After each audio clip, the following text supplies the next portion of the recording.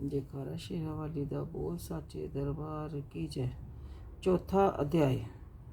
इंद्र आदि देवताओं द्वारा जगदम्बा की स्तुति। ध्यान सिद्धि की इच्छा रखने वाले पुरुष जिनकी सेवा करते हैं और जिन्हें देवता सब ओर से घेरे रहते हैं, जया नाम की दुर्गा देवी का ध्यान करें। श्री अंगों की चमक काले मेघ के समान श्याम है। वे अपने कटाक्षों में शत्रु को भयभीत करती हैं।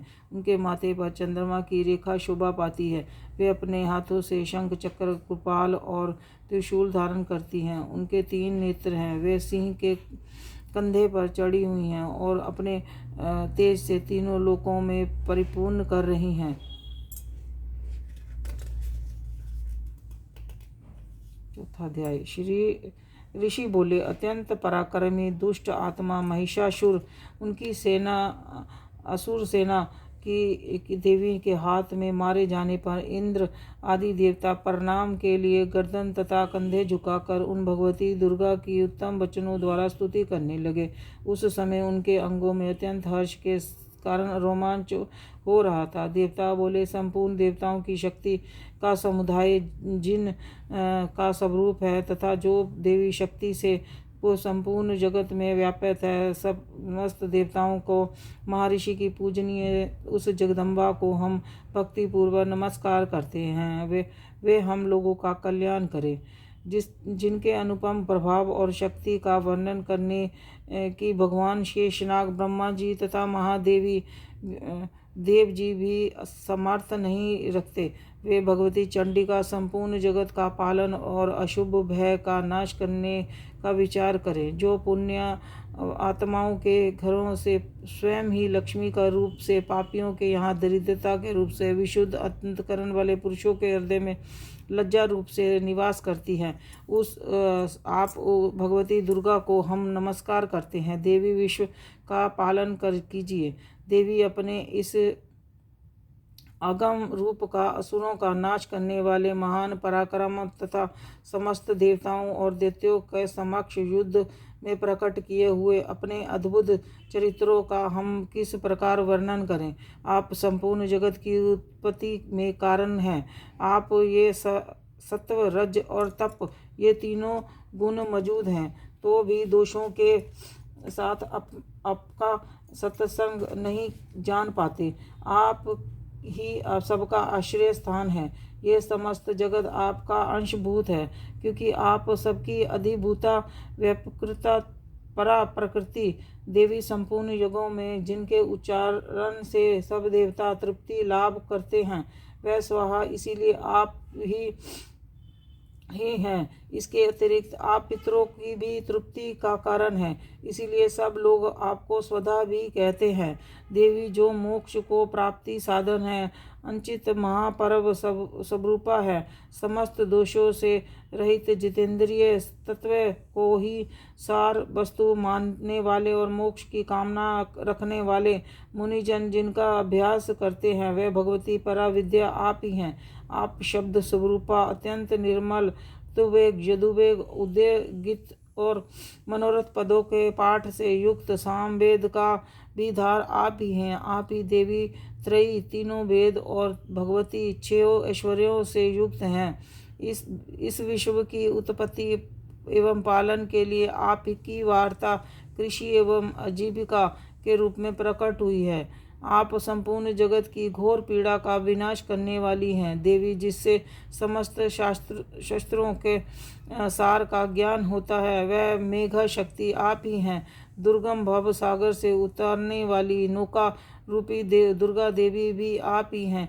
आप असित शून्य कैटव के शत्रु भगवान विष्णु के वक्ष स्थल से एकमात्र निवास करने वाली भगवती लक्ष्मी तथा चंद्रशेखर द्वारा सम्मानित गौरी देवी भी आप ही हैं।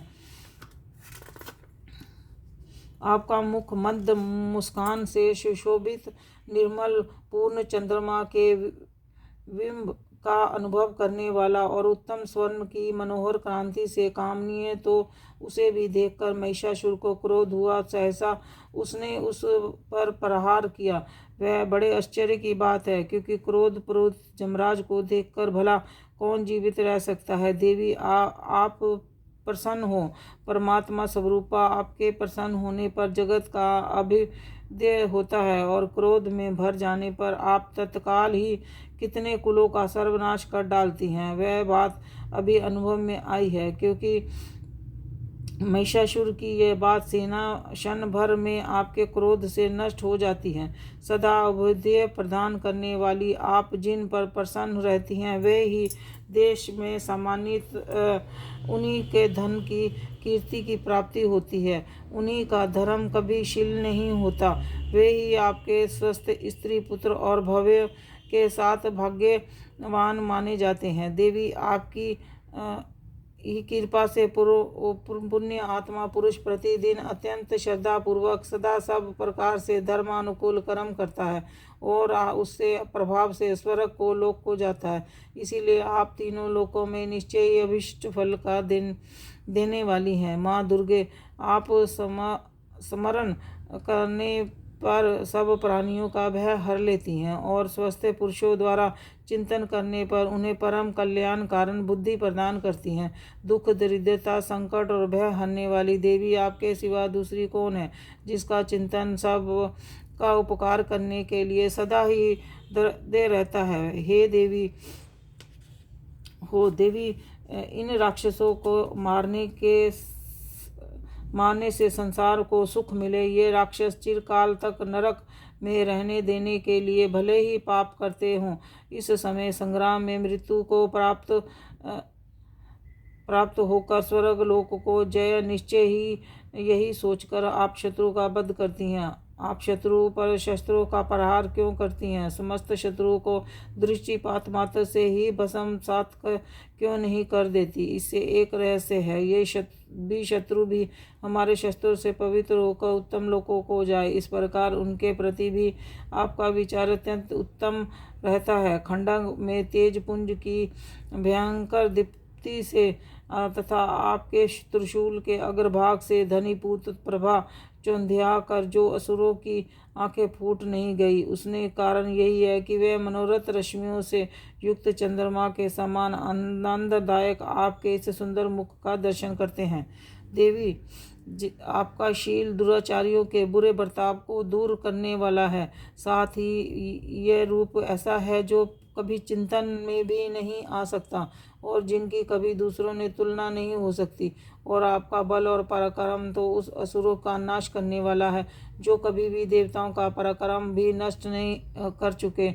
इस प्रकार आपके शत्रु का भी अपनी दया ही प्रकट की है। वरदायिनी देवी, आपके इस पराक्रम के किसने साथ तुलना हो सकती है तथा शत्रु को त्रस्त करने वाला एवं अत्यंत मनोहर ऐसा रूप भी आपके सिवा और कहाँ है? हृदय में कृपा और युद्ध में निष्ठुरता, ये दोनों बातें तीनों लोकों में भीतर केवल आप ही में देखी गई हैं। हे माता, आपने शत्रुओं का नाश करके त्रिलोकी की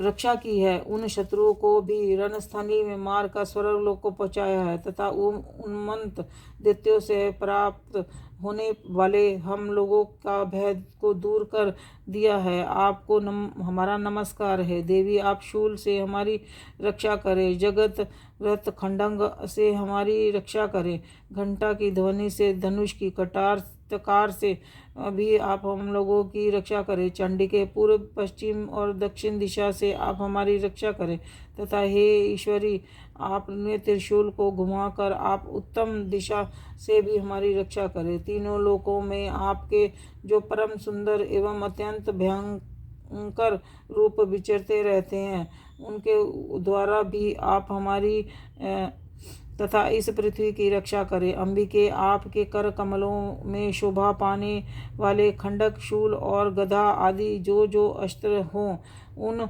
सब के द्वारा आप सब ओर से हम लोगों की रक्षा करें। ऋषि बोले, इस प्रकार देवताओं ने जगदम्बा दुर्गा की स्तुति की और नंदन वन में दिव्य पुष्पों एवं गंध चंदन आदि के द्वारा उनका पूजन किया। फिर सब ने मिलकर जब भक्ति पूर्वक दिव्य धूपों की सुगंध निवेदन की, तब देवी ने प्रसन्न वंदन होकर प्रणाम करते हुए सब देवताओं से कहा। देवी बोली, देवताओं, तुम सब लोग मुझ से जिस बात की कामना करते हो उसे मांगो। देवता बोले, भगवती ने हमारी सब इच्छा पूर्ण कर दी है, पर अब कुछ भी बाकी नहीं है, क्योंकि हमारा यह शत्रु महिषासुर मारा गया। महेश्वरी, इतने पर भी आप हमें और वर देना चाहती हैं तो जब जब आपका स्मरण करें तब तब आप दर्शन देकर हम लोगों के महान संकट निवारण कर दिया करें।